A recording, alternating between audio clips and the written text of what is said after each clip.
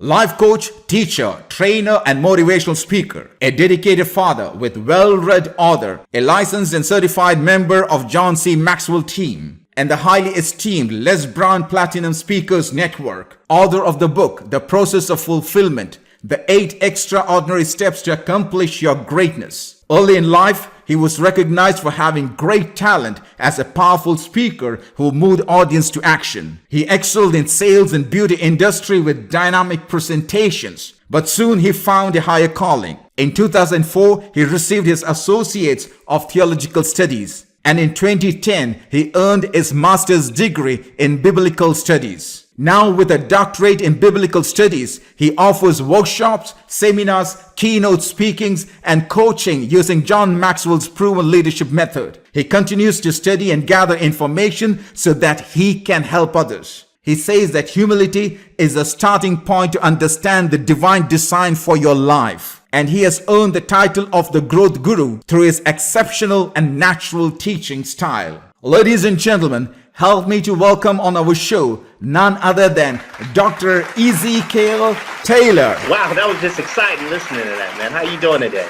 I'm absolutely fine. How are you doing, Dr. Taylor? Oh, I'm wonderful, wonderful. Thank you for asking. Good, excellent. It's an honor to have you on board because I saw you doing your presentation during the Les Brown conference that we had last year in Florida, and you did amazing. You walked into the stage and you took control of the entire audience. The way that you're walking, the way that you kept your body, the way you're walking left and right, looking straight into the audience and speaking, that was amazing. And that was the very first time I was seeing somebody by the title Platinum Speaker of Les Brown. That was the first time I was seeing you. You did an amazing job that day. Well, thank you so much. Yes, Les Brown invited me down to the event, and there was some issues with him speaking and him coming back on. Mm-hmm. And after that, I found out that I was going from 30 minutes to 10 minutes. Mm-hmm. And I had never spoken for 10 minutes. And I'm also a senior pastor of a church called Empowering with Wisdom Ministries here in Chicago. And so a lot of the members tend to tell me that I'm long-winded. So for me to go from a 60-minute presentation weekly that I do twice a week to now having to compress all of what I needed to say into 10 minutes, it was a challenge, but it was a challenge that I took on, and I was very excited to be there and honored that once again I was able to represent the Les Brown Platinum Speakers Network. Wow, very good, excellent. So Dr. Taylor, everybody has a story. Oh, absolutely. Yeah, and the whole life is a story. So where does your story begin? Well, my story begins in 1974. Mm-hmm. It's very interesting because my mother, she had dreams about me coming out of her womb speaking. So I had no idea that I was going to be a speaker, but what she did is she told me that she would begin to hold me and try to hold my mouth closed because now she thought they were going to take me away from her. Mm-hmm. And so my story kind of begins there. If I have to tell the story, it begins with that my mother literally had a prophecy of me coming into the earth realm and having something to say. And also one of my earliest memories of childhood was my mother putting on a gentleman named Emile LaRue. And it was a recording that would say every day in every way I'm getting better and better and better. And so I went to sleep every night with this recording, just programming me in my spirit. And one day that this literally would come out of my spirit and I would literally walk into auditoriums and encourage people to get better and better in life. So my story begins there. And as I grew up, I had some challenges. I literally went through challenges where I was told that there was greatness on me, but I figured that it was so much pressure because I didn't see anyone else around me that had that type of pressure on them. So my mother continually told me that I had to be excellent. I had to be great. She began to give me different books and different recordings at a young age, and I would begin to reject them. Unbeknownst to me that these different recordings and these different books would come up later and on in life, and I would begin to read them and listen to them, only to find out that she, one day back in my childhood, was trying to give me the book to begin with. So I was being groomed, if you will, for this life to be able to speak to the world and to be a transforming agent and be able to push people into the next level in their career, in their life, and really seek out some greatness. Wow. I guess after that, my story kind of took a turn, if you will. I had several near-death experiences throughout my teenage years, and then even into my years, my 20s. I actually got shot in my back, so I have a bullet hole in my back, yes. I flipped over in cars several times and almost died. I got hit by an 18-wheeler on the expressway. So I've had several near-death experiences, but one thing I can say, and I speak this from the top of the mountain, that if you didn't die in those situations, then there's still something that you have to deliver to this earth. And so after all of these things begin to take place, I began to take notice of who I was. And I actually started going to church in my 20s as a result of these near-death experiences. And so I began to seek out a relationship with God. And this happened at a church here called Saint Sabina, Father Michael Flager. And so I literally went through several denominations, seeking some truth, seeking something that would be transformed in my life, where I could literally say that because of my experience in the church, that my life is changed, not necessarily depending on the pastor, depending on a preacher, depending on Jesus even, but what in me was able to change. And so that kind of started that ball rolling. So I began to attend church weekly. And at the same time, I was doing hair. I'm a professional cosmetologist here in Chicago. And so I excelled in the arena of hair. And so even when I was in beauty school, I was cutting the teacher's hair. And then I began to work for top-notch salons here in Chicago, one called Farookh Systems. Well, no, not Farookh Systems. Farookh came later. But one called Mario Tricosi, Yahia and Company, and so on and so forth. So I began to seek out different avenues in that arena. And I found out that to be the top hairstylist in the country, you would have to go. I went to a hair show and I began to watch these artists on stage performing and cutting hair and speaking from the stage and teaching everyone in the room in the arena. And I said, that's what I want to do.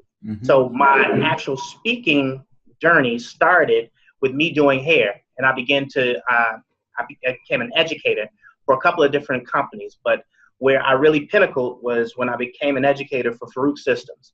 And Farookh Systems is out of Houston, Texas, but Farookh is originally from Jordan. And they call him the first millionaire hairdresser. And so I began to train under the first millionaire hairdresser. But this is where the story got interesting. So as I began to train under this millionaire hairdresser, there was a young lady named Dixie Pelfrey. Now, what I found out later was Dixie Pelfrey actually trained speakers. I had no idea that I was going to become a speaker. And so what she began to do is she began to formally train me to speak from the stage and sell hair products and also sell tools. And so I got some formal training to speak. And unbeknownst to me, that these would be the very foundations to me being able to command audiences today. So I got some formal training there. After a couple of years there, I excelled. I did hair shows all over the world. And the company also were the official sponsors for the Miss USA and the Miss Universe pageant. So I got a chance to work with the Miss USA pageant, the Miss Universe pageant. And I also had an opportunity to do my last hair show in the lovely Bahamas. Wow. From there, I retired and I decided that I was going to start a church. I was going to start a ministry where I would begin to speak into people's lives, because I had a unique ability to truly exegete biblical scripture and to milk it and to really come across and to bring something that would change people's lives. And so my Uncle Tony, who was the one who encouraged me, because he used to come over my house and he said, Ezekiel, you know what, this house should be called the house of knowledge. And so I began to teach weekly Bible studies. And then the people who would attend the Bible studies, they didn't have a church home to go to on Sundays. So I opened my big mouth one day and I said, you know what, God told me that we're going to start Sunday services. And when I started Sunday services, I officially, inadvertently, if you will, retired from doing hair shows, because all the hair shows were on Sundays. So this started my speaking career. It started right in a conference room at the Baymont Hotel here in Chicago. And I don't know, it just took off from there. We both also are John Maxwell certified team members. So after speaking in church Sunday after Sunday, Tuesday after Tuesday at Bible study, I had a friend who was looking to increase in the arena of leadership. Mm-hmm. And so he began to tell me about John Maxwell. So I started reading the John Maxwell books, learning the John Maxwell story. And then he said he wanted to do the training. So I said, okay. And he said he didn't want to do it by himself. Mm-hmm. So I paid the money. I did the training, and we went and we did the final live training in Orlando, Florida. And out walks on the stage this Mongol of a speaker, Les Brown. Now, my mother had been listening to Les Brown for years. My friend Lawrence Henderson had been listening to Les Brown every morning. I had never, at this point, heard Les Brown speak. When he began to speak and he began to tell his story from the stage, something leaped on the inside of me, and I said, I'm supposed to be connected to that man. And so I walked out, and this is just how everything has been happening in my life, especially now. And we're going to talk about energy signature on today. Especially now, I walked out with that expectation and saying it out of my mouth that I'm supposed to be connected to this man. I walked out, and who was standing in the hallway? It was Les Brown. I began to talk to him. I told him I was from Chicago, and that was the common denominator there. And we began to talk. I was getting ready to walk off, and I will never forget this day as long as I live, because I almost let fear defeat me and prevent me from walking into the next arena of my destiny. And I began to walk away, and I had just had business cards made. And I had business cards made because my previous mentor, Dr. Nasser Siddiqui, said we should always have business cards no matter what. Mm-hmm. I was getting ready to walk away, and I was thinking, Farookh, I said, why would Les Brown want my business card? So as I began to walk away, he stopped me, and he said, hey, do you have a business card? So I handed him my business card, came back to Chicago. As you know, I'm also a Chicago firefighter. Mm-hmm. I went to the firehouse, and you're the real fighter. I'm sorry? You're the real fighter. That's right. So next day I come home, and I never check my voicemail. I know that's a horrible habit to have, but I never check my voicemail because we have email, we have text messages, but something told me to check my voicemail. And on the other end of my voicemail was Les Brown saying, give him a call back. So I called him back, and he answered the phone, and he asked me, what can I do for you? Well, I was shocked. I was taken aback. I didn't know what he could do for me. I didn't even know that there was greatness in me. I didn't know that there was a speaker that was trying to get out of me. I just thought that I would go to work. I thought that I would then lead and pastor the church, but I never thought about getting paid to speak. And so I told him if I could give him a call back because I wanted to pray about it. At the time, that was the language and the lingo. And so I called him back, and we started this dialogue. And he invited me to come to Orlando, Florida, and do a one-day full training with him that I decided to do, and that started my speaking career. And now I'm speaking around the world. I'm also have 3 books because he challenged me to develop product. And so, and it brought me to the place where I even met you, brother, out at the Les Brown Maximum Achievement event. And so I'm developing these relationships. We're doing a lot of videos, and we're transitioning into the motivational speaking arena more so than the church lingo. So I'm just really excited about this time in my life. Wow, that was absolutely fantastic. You have been trained by John Maxwell, who is one of the leaders when it comes to this leadership arena, and then you have been trained by Les Brown. Both are kings in their field. Now, there's no comparison between the two because they both complement each other. That's why you'll find Les Brown taking part along with John Maxwell in his program. Absolutely. How do you find them? What is the style that you like? It's not a comparison. What is that style that you like, or what are the things that you have adapted or taken from Les Brown as a leader and from John Maxwell as a leader, if at all? First and foremost, with John Maxwell, his material is phenomenal. You know, once again, he makes a presentation and he teaches you the dynamics of leadership that most of us may have been operating in, but now he puts a science behind it. I like to tell people that anything can be miraculous, but once you know the science behind it, once you can create it, now it becomes technology. So what I really got from John Maxwell was the technology, or the how operate at the higher levels of leadership. So that's my main takeaway from the John Maxwell experience. And when it came to Les Brown, this was to refine my presentation. He really showed me how to make sure that I command the audience, to be more captivating, to walk into a room and had the expectation. And I really began to learn the concepts of energy signatures and biofeedback and so on and so forth. So there are two huge takeaways from the both of them, but they complement one another. And I believe, once again, that they're all building blocks to begin to really operate at the higher levels of success in the speaking industry.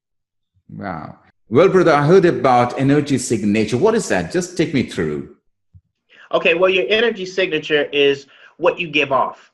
So there's, in the book, I begin to deal with the concepts of frequencies, and I also deal in the concept of the heart emanating different frequencies and drawing from the universe certain things. And so one of the things that I truly learned about the energy signature is my energy signature is going to draw in a certain dynamic to complement who I am and where I'm going. So what I put out in the universe by way of my energy, by way of what I speak, by way of what I think, now the universe sends me the very things that are going to help bring that and manifest that in me. So when I talk about energy signature, what we bring into a room, what we bring into an arena, what we bring into a conference room or a conference center, it is the very energy that I bring in that begins to draw from the audience or activate the audience on one side, but also the biofeedback that I begin to draw in from the audience for me to make that much more of an impact, or that presentation become that much more captivating. Well, Dr. Taylor, you spoke about energy signature. Is that something to do with law of attraction? Oh, absolutely. I do believe in the law of attraction. And once again, that was something that when The Secret and the law of attraction came out, the church has made a mess of so many things. And we've totally disassociated ourselves from the dynamics of really understanding the universe and universal laws and so on and so forth. And we made everything about biblical scripture. And I can show you where the law of attraction and all of the concepts of the universe that we so talk about, even in dealing in the book, in the personal development edition, how these things actually are mentioned in biblical scripture. So the law of attraction is a very real thing. And I like to put it like this, and I got this from Les Brown: you don't get out of life what you want, you get out of life who you are. Yep. And so the more we want things, that doesn't change the universe, but the internal change actually starts. It all starts internally, and then we begin to see things happen externally, and that has everything to do with the law of attraction. Wow. You can be a good speaker, and you can be a good leader as well. There are good speakers who are not good leaders, and there are good leaders who are not good speakers. Where do you put yourself? Where do I put myself? Well, I'm a great speaker and I'm a great leader. How can you prove that you're a great leader? Take us through an incident in your life where you really showcase yourself as an excellent leader. Okay, well, I can give you several. We can start with my leadership capabilities and in the arena of hair, where I started. And to be honest with you, there were not a lot of African Americans doing what I did in the hair industry. So for me to have excelled in the arena of platform artists, that's what we call in the hair industry and on stage. For me to have excelled and to have blazed a trail for now other African Americans that are now taking the stage at these hair shows, what I did was I showed a sense of leadership to carry on and to blaze the trail and then turn around and to help bring other people up. I also did it in the church arena. So what I did in learning the different concepts and ideologies, even from John Maxwell, where I started a church and I began to lead people in the community into an enlightened space where they can actually make changes, become better parents, become better mothers and fathers, become better husbands and wives. They just even be better in the work experience and their work environment. And then even coming into the Les Brown experience and seeing the people and coming to the different events and encouraging some people. I'm right now mentoring and encouraging some of the people that I met at the Les Brown Maximum Achievement Team. So these are three different arenas where I showcase my leadership abilities. And then from a speaking perspective, the #1 speaker in the world sat me down and he told me that I play both sides of the court. He told me I was a great orator and I'm a great communicator. And he said, you very seldom get those two wrapped in one. He told me I'm like Farrakhan meets Jesse Jackson. So that was a wonderful compliment. But for someone else that is at that higher level of doing what it is that I want to do, and then turning around and telling me that I have the gift and just to refine the gift and I could become one of the greatest speakers on earth, that was a great compliment. So I believe, once again, that in the leadership arenas, I've excelled. And now with respect to speaking, I've also excelled. Wow.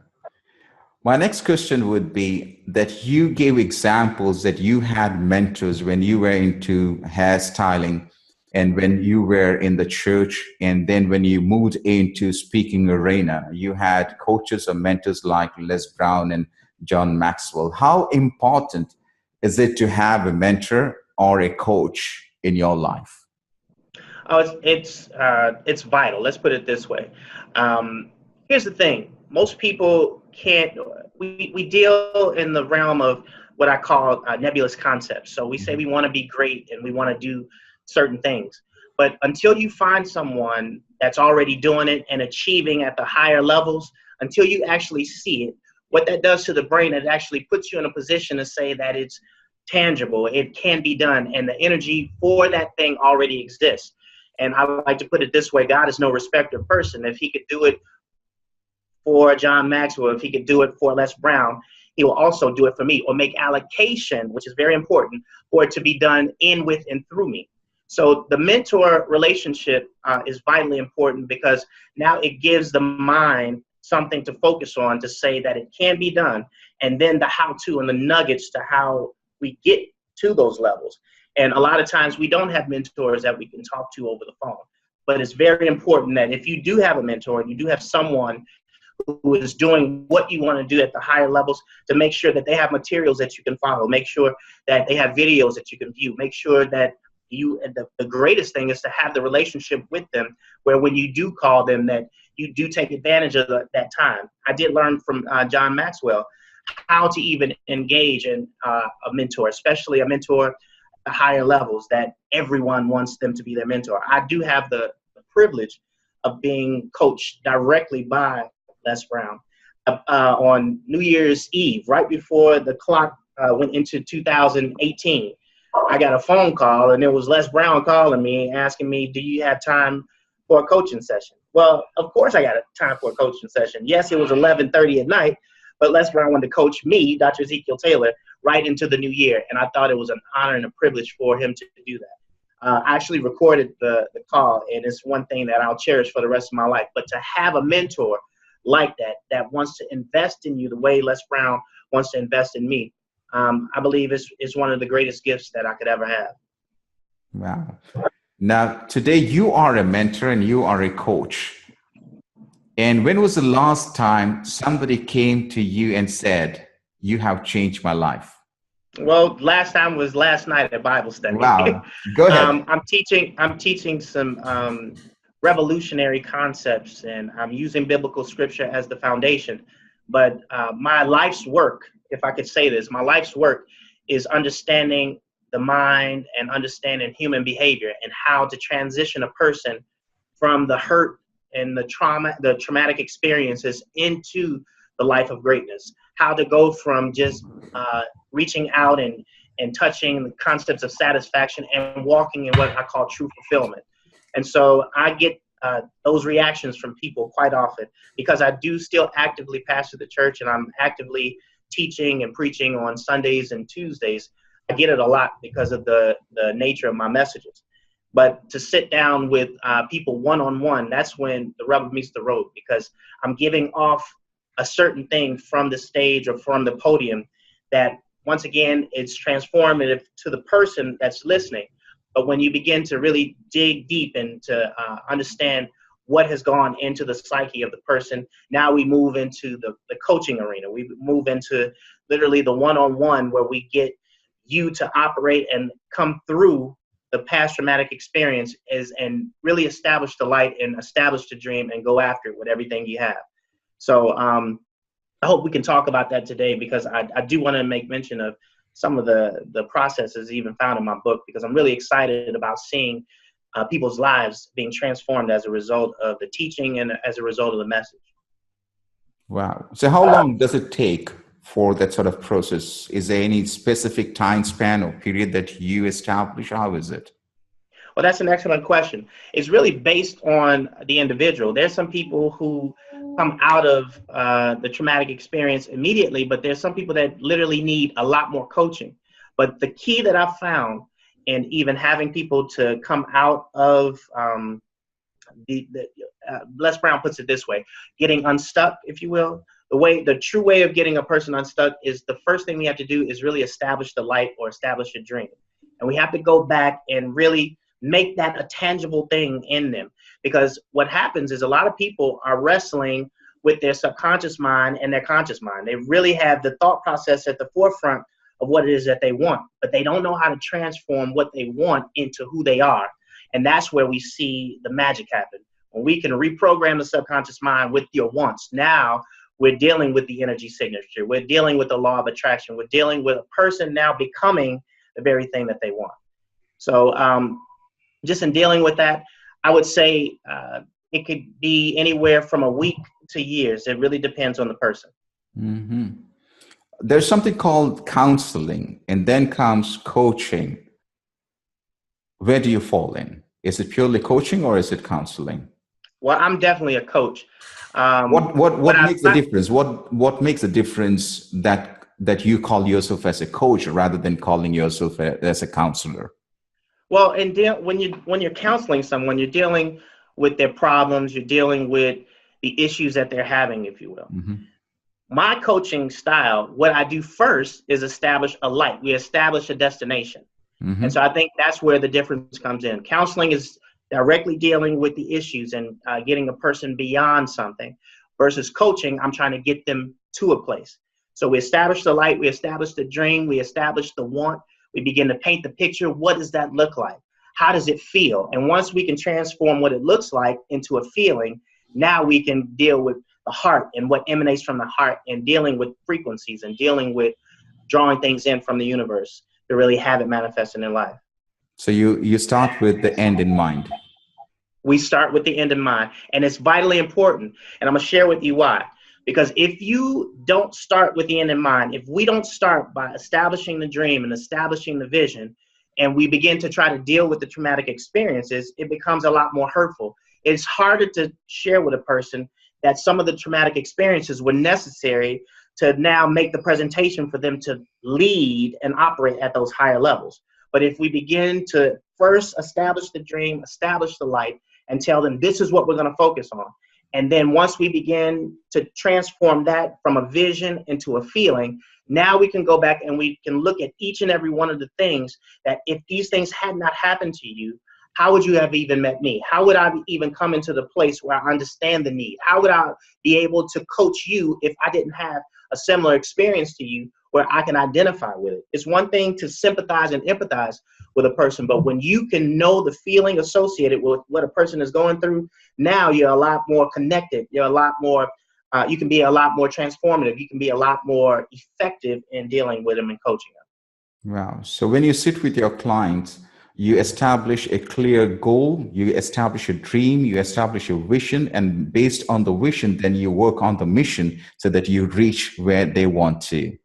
Absolutely. So in that case, what is your vision? What is my vision? Yep. Well, here's what I've been saying for years. And I learned this, one of my mentors, Dr. Nasser Siddiqui out of Oklahoma, he taught us to make sure that we dealt with what I call faith confessions. And so what happens is when you begin to say something, what happens is you are now turning something from a confirming word of faith. And the more you say it, it becomes a part of who you are, or you embed it in your subconscious and you move from what we call confirming words of faith to commanding words of faith. Mm-hmm. So what I started off doing and saying was my confirming word of faith. And it was, I preach and teach on a level that the world or the church has never seen before, all to the glory of God. And this was my confession day in and day out. I said it. And then what happened is the universe began to send me mentors and people who began to train me, whether advertently or inadvertently, to become this speaker that I spoke about. So I went from a confirming word of faith to a commanding word of faith. I preach and teach on a level that the world of the church has ever seen before, all to the glory of God. And so then I met Dixie Pelfrey. I met Dr. Nasser Siddiqui. I met Les Brown. And so these people have literally been conforming me and shaping me and helping me evolve into the end result. So the answer to your question is, what is the end result for me? It is to preach and teach on a level that the world or the church has ever seen before, all to the glory of God. Wow, very clear, very specific.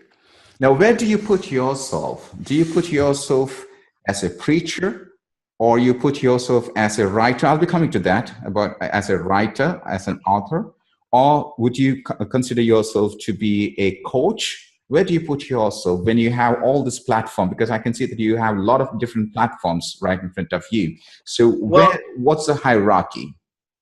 Well, specifically, and what I tend to do is to shy away from the terminology preacher. Okay. And the only reason is because of the connotation to the preacher. A lot of times people, when they hear preach, they hear a certain sound, they hear a certain rhythm in the voice. And so then they begin to associate you with that sound and that rhythm. And a lot of times that sound and that rhythm turns people off. So I use preach in the truest sense of the word, and that is to proclaim. So when I say I preach, I'm saying I proclaim, and I say I teach, which is to share the messages, to share my knowledge, to share my wisdom. I proclaim and teach on a level that the world nor the church, wherever I am, has ever seen before, all to, once again, giving glory to God. And when I say giving glory to God, I'm saying that I literally am going to become the very splendor of God. I'm going to become the mouthpiece, if you will. I will be the transformative mouthpiece for God. So I'm giving glory to him by living out the fullness of who I am. So that's how I kind of break that down. But the more to your question, how do I see myself? I see myself as a speaker. I see myself as Paul would say. He says, I desire that I would become all things to all men. So if I show up to the church, I'm a preacher. If I show up and I'm sitting down with someone that we've established a light or a dream, I'm the coach. If someone needs counseling because they come in crying and I have to move them from one space to the next, I'm the counselor. If I show up and I'm giving a transformative message and I'm sharing knowledge and wisdom, I'm a teacher. Is that right? Is that okay? Wow, so you got different hats hanging over there. There you go. I just pulled from one of the hats. That's great. Now, would you consider yourself as an amateur, or would you consider yourself as a professional? That's a good question. I'm definitely a professional. And this would come from, once again, the number one speaker in the world. And he told me what makes me so unique and what has actually prepared me to be launched into the arenas that he's opening the doors for me to walk in. He said, you literally have been practicing every week for 9 years. So every week for 9 years, and I would tell the church this all the time, that I'm literally using them to practice. So when it is that I do come on stage, or when it is that I do come in front of a camera, that I have literally put together and I've gotten all of the quirks worked out and everything. So I'm ready to go. So when the camera comes on, when the lights come on, I come on as well. So I'm definitely a professional. Excellent. Now, when was the first time? Now, this is something everyone remembers. You might be getting hundreds and thousands of dollars, but the very first time you get paid as a speaker is something that you will never, ever forget, even if it's $5. When was the first time? When was the first time you moved into professionalism by getting that amount? Okay, and I'm glad you asked that. So what I've done and what makes me unique, especially when it comes to the church, is I don't take a salary from the church. So I never did what I did for money. And so I totally disassociated myself. And what happened is a lot of people are associating preachers and teachers in the church with money and with being pimps and just having more than what the others have. So it was the day that I was worshiping at the Baymont Inn Hotel, and there was a man who came in, and unbeknownst to me, he was from South Africa. And so he stood outside, and I came out and he was checking out, and he said, "I'm going to bring you to South Africa." I had no idea what he was talking about. I had no idea who this man was. But this was my first time that I would be speaking for money. And so I actually spoke in 5 different cities in South Africa, all the way from Vereeniging, Johannesburg, George, South Africa, and so on and so forth. And this was the first time that I would be paid to actually speak and to speak to groups of people. And it was an honor and a privilege for me to have done this in South Africa. Wow. There are a lot of people who are very good speakers, but they very much hesitate to ask for money. What would you tell them? Get good first. You never get a second chance to make a first impression. Yep. And this, I believe, is the problem, especially with social media now, is people are making their presentation too soon. And I believe that, and especially once it's out on social media, once you're out on video, you can never take that back. And so I believe, once again, and I learned this from the John Maxwell experience, get good first. Because the more you speak, and until you speak, you are not going to get good at speaking. We can do this all day. We can sit down and we can, how we say in Chicago, we can chop it up. We can sit and discuss it with one another. We can have interviews, international interviews. You can sit at a table and actually speak to people. But until you get in front of a crowd of people, you will not know how you're going to react.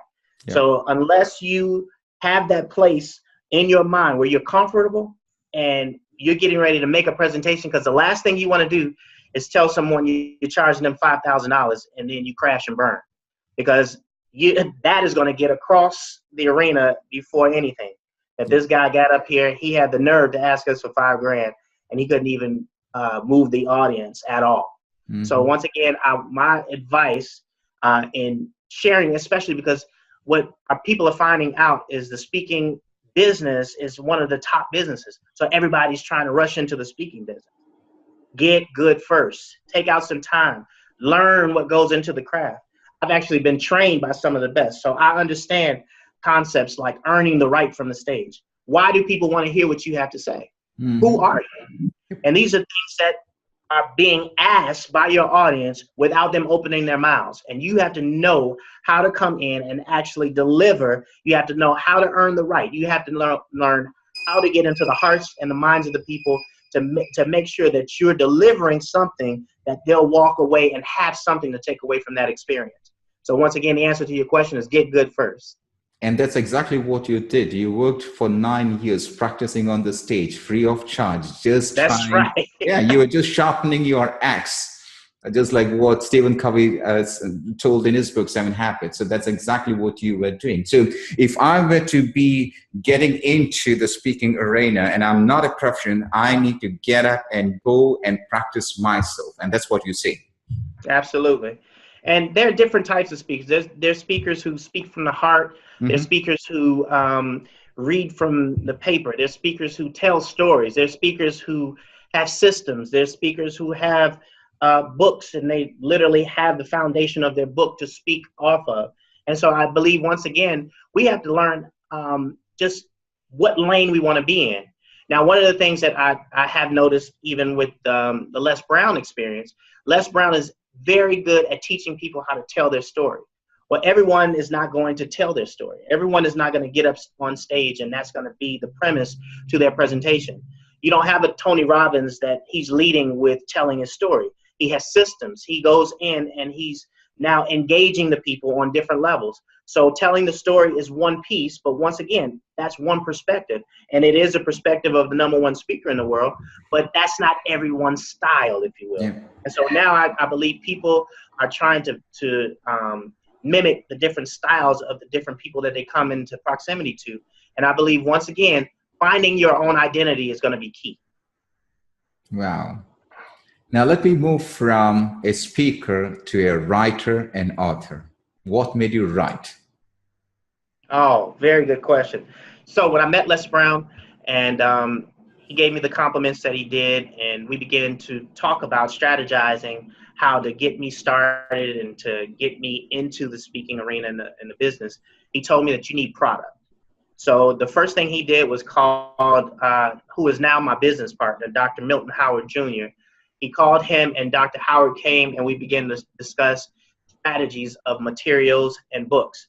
And what a lot of people don't understand, in this day and age, you're not going to get rich writing a book unless you are dealing with publishing contracts and the different concepts that you can get caught up in. And I know a lot of speakers who have entered into contracts and they don't make a dime off of the material that they actually wrote. So what books and materials have become is something of a takeaway, if you will, especially in speaking.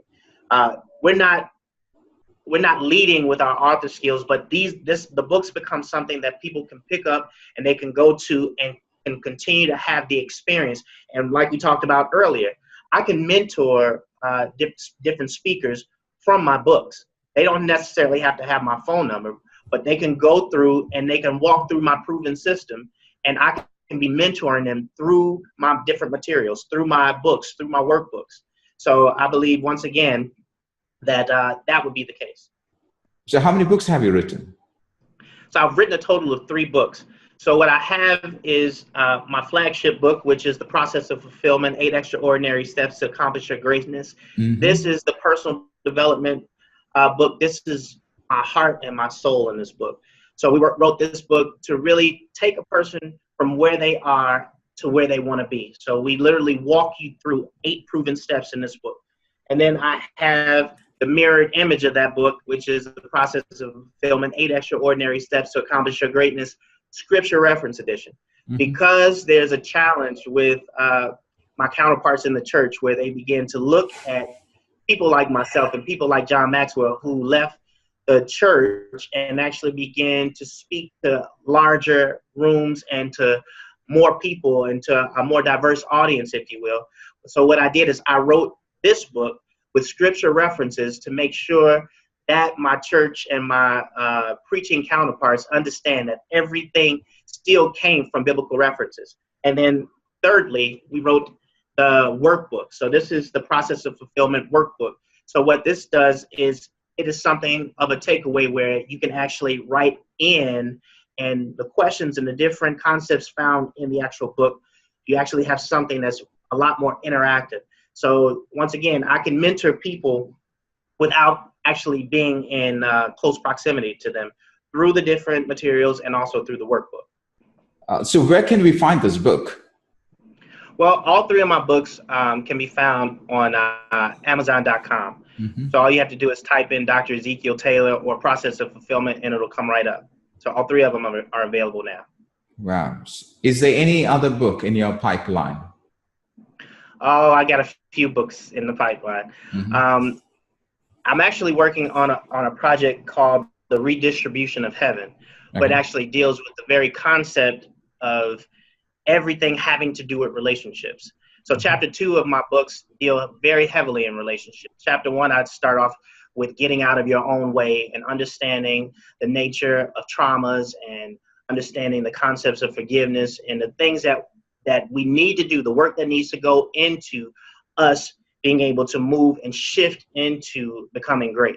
Chapter 2 talks about making sure that we arrange the right relationships, whether they be personal relationships, friendships, and mentor relationships, to help us get to that next level. And so when I was doing the relationship piece, a lot more was spilling out. And so the meat of these 3 books have to really deal with the first 2 chapters, because getting out of your own way and rearranging or arranging the right relationships are key to the other 6 steps. But even when I got to the relationship piece, there was so much more. And there was an influx of information that I was getting in Revelation. And so it began to have me even look at the Bible, look at the relationships that we have, international relationships, and just human behavior in and of itself. And everything in this universe starts with relationships and agreement. So the next book is going to be it's called The Redistribution of Heaven. And I'm working heavily, and I can't quite move away from this, because what I'm finding out is people are really having a problem with dealing with traumatic experiences. And so I've been diving into the human behavior and the concepts that are revolving around traumatic experiences. And for those of us who are national speakers here in the United States. One of the greatest challenges I had was to go into an entirely different country that has entirely different needs than those needs that we have in the United States. You know, here in the United States, we're considered spoiled. And so people from other nations, they're trying to get to the United States because if they take their hunger, if you will, and match it with the opportunities we have here in the US, then greatness is imminent for them. And so to go over to the different countries, and when I went over to Africa for the second time, I went to George, South Africa to speak, and I did a conference there. And, you know, I was in prayer, and I'm really asking God, I'm like, what could I possibly say to these people? You know, they're dealing with concepts of apartheid. They're dealing with all sorts of things that are not the experience that we have in the United States. And so that really challenged me to even dig deeper into my soul, into my experience, and really feel the hearts of people in third world countries where their issues and concerns are not mine. And so there's one common denominator, though: establishing a light, establishing a dream, dealing with traumatic experiences. Because what I define a traumatic experience in my life would be a rough childhood, because it left me with things that now have shaped who I am. Mm-hmm. However, a traumatic experience for some young girl in a village in Africa, not knowing if she's going to have to deal with molestation or even the concept of rape or all these different things. You're talking about two separate things, but they do have the same denominator, and it shows up in the mind as a trauma. And so rearranging the right relationships, understanding that once we establish the light, we begin to deal with the traumas, we begin to deal with the concepts of forgiveness that really cleanses the soul and prepares us to then draw in from the universe the right relationship. Because once again, you don't get out of life what you want, you get out of life who you are. Yep. And so as recent as yesterday, I was sharing with the church that a lot of times we don't even understand that the relationships that we're in right now are still a reflection of who we are. And so if you keep ending up with the same type of relationship, then it's time for you to take a look within. And so the first things first, the chapter 1 of the book, getting out of your own way, dealing with traumas, reestablishing a light, dealing with the subconscious program, and all of these things. These are so important in moving to the next level of the rearranging or arranging the right relationships. So the next book definitely is the redistribution of heaven, and really talking about that heaven is truly when you and I come together and we begin to create. Wow, powerful. Well, what would be your comments, or what would be your advice to the new authors who want to write their book? If you could break it down to 5 to 6 steps, what would be your advice? Well, I would definitely ask why. And I definitely, when I say that, you know, it's not offensive, if you will, but I really want to know why you're writing a book. Okay, a lot of people are writing a book because they want to get rich. Mm-hmm. A lot of people are writing a book because they want to be known. A lot of people are writing a book. You really need to understand the priorities that go into writing a book, and why is going to be key.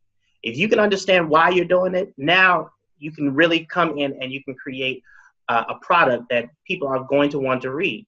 Because the object here is to get people engaged in the words that are on the paper. And a lot of times, if you and I are reading our own stuff, yes, we're getting engaged. But to have someone read your material that can get engaged and can actually have the experience of the book.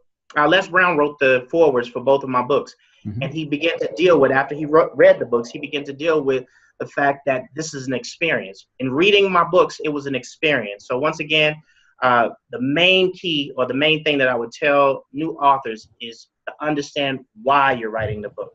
Because if you can start off with the right why, you're getting ready to now go and create a quality product. Oh, just like Simon Sinek. He said, start with a why. Very That's good. Right. Excellent. Now, let me move on to the third stage. This is how I take my interview. The third stage is all about your personal life, your family life. Who is there in your family? Okay, oh, good question. I have 10 children. Yes, I do. Sherelle, Dominique, Nolani, Raquel, Jacob, Emmanuel, Kamora, Ezekiel, Gabriel, and Josiah. So I have You're 5 girls and kidding? 5 boys. You're I am not kidding? kidding. How I am old not are kidding. you? I'm 43. Very young. Yes, Okay. I'm very young. So I do And this so I when you can say leave. that you have 10 kids, are they are you the biological father, or what is it? I am the biological father of 10 What's the beautiful secret children. behind that? Maybe that should be I don't, that I should don't be believe discussed it's a behind the secret. camera. Okay. I don't believe it's a secret in how you make the children. I think the real secret is how you take care of them. And once Hmm. again, I believe that God gives us the grace to handle it. You know, I tell people that I have this many children, and they always ask me if I'm joking. And then they look at me like, you don't look like you have 10 children. I ask them, well, what does a person that has 10 children look like? People automatically assume that they got wrinkles and so on and so forth. But God has literally given me the grace to raise these beautiful children, and I love them. And they're really one of the keys, because when we talk about legacy, we talked about that earlier, Yep. and leaving a legacy for them. One of the main driving factors in my life is to make sure that I become that I talk about, and give my children an example for them to follow. So my young men will become young kings, and my young ladies will become young queens, and they now have something to compare. Now, if you're not going to bring anybody in that isn't as great or greater than your father and say that you're going to marry them. So these are the expectations that I place on them. Hmm. But once again, I do this all for them. Wow. How old is the eldest one? My oldest daughter is 19 years old, and my Hmm. youngest son is 3. Wow. Proud of you. What is that you would like to share in the conclusion with the audience? Now, we're talking about the international audience right now. So what would you like to share, your experience? What is that you would like to share with them? Well, right now, my heart is really in dealing with moving people out of the traumatic experiences that they suffered at the hands of, and really taking them and understanding how it is their traumatic experiences are affecting their present life and also affecting their future. I like to tell people that our past is literally dragging us into what we call a predictable future. And unless we do the work first, get out of our own way, unless we begin to establish the light and the dream and understand that we're not living out a life because we're thinking it out. 95% of our day literally has to do with our subconscious program, with a psychological subconscious program that we are living out. And only 5% of that day, Brother Farookh, is actually what we are thinking out. And I'll challenge people like this. I'll tell them, you write out a list of things to do and make it a challenging list. And I guarantee you that once you're challenged in the areas of what you want to do, and the challenge becomes the no's, if you will. We know that in order for you to be great in certain arenas, that it's going to take hundreds of phone calls. But how many people do you know that can deal with the concept of no? And why do we do that? I like to tell people that we got to learn how to objectify our subjective selves, remove ourselves out of that psychological program, and begin to look at the why. Why do I do the things that I do? Why is it that when I hear no, that there's a feeling or an emotion that comes over me, and now I can't move beyond that emotion to complete the very goal that I set for myself? So 95% of our lives are literally lived out by our psychological subconscious program, and only 5% is lived out by what it is that we want. That's the very thing where we talk about that you get out of life, not what you want, but you get out of life who you are. Now, here's the key. 70% of the 95% psychological subconscious program, 70% of that program comes from what we call a limiting, self-sabotaging, and disempowering place. Limiting, self-sabotaging, and disempowering. So if you're living your life out 95% of the day from a psychological subconscious program that has 70% of it already programmed to be limiting, self-sabotaging, and disempowering, we're already starting off the race negatively. And so we've got to learn, and we got to get out here and teach people how to do the internal work. There's an internal conflict going on. Yes, we can want, wish, desire, and dream, but how do we reprogram our subconscious with our wants so we're not living out our 70% psychological subconscious program that's disempowering and self-sabotaging? I can tell people, I can sit down with a person and have a 5-minute conversation, and I can tell them what their tomorrow is going to look like. Why? Because you're not going to do the things that you want. You're going to do the things of who you are. And so we've got to teach people how to get in and do the internal work. Because unless that internal work is done, we're not going to see anything manifest and happen in the world around us until it literally reflects the world on the inside of us. So we're teaching people how to get beyond that psychological subconscious program that is self-sabotaging. And there are 3 ways that I teach that this can be done. Number 1 is repetition.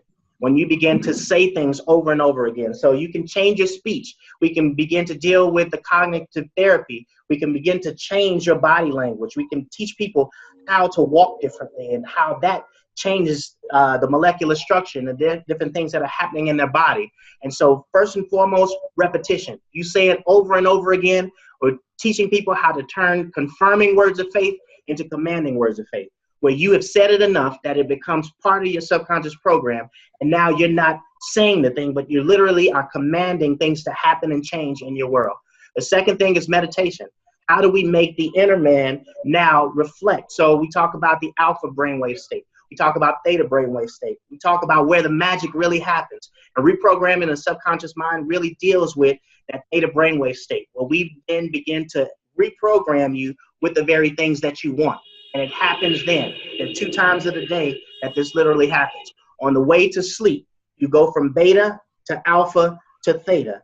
And while you're going through that, if you can reprogram your subconscious with things that are positive, and by listening to things on the way to sleep, or the first 5 minutes when you wake up, if you can go directly in, you're now on the road to reprogramming your subconscious. You can also do it by meditation, which takes you into the alpha. And if you're really good, you can go into the theta brainwave states.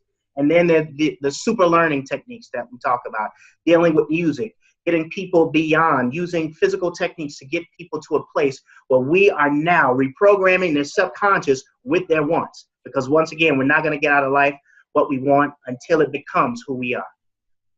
Wow, very powerful. Thank you, my brother. Ezekiel, it was an honor and it was a privilege to have you on board. Ladies and gentlemen, Dr. Taylor. Thank you so much, my brother. I look forward to working with you in the future. Sure.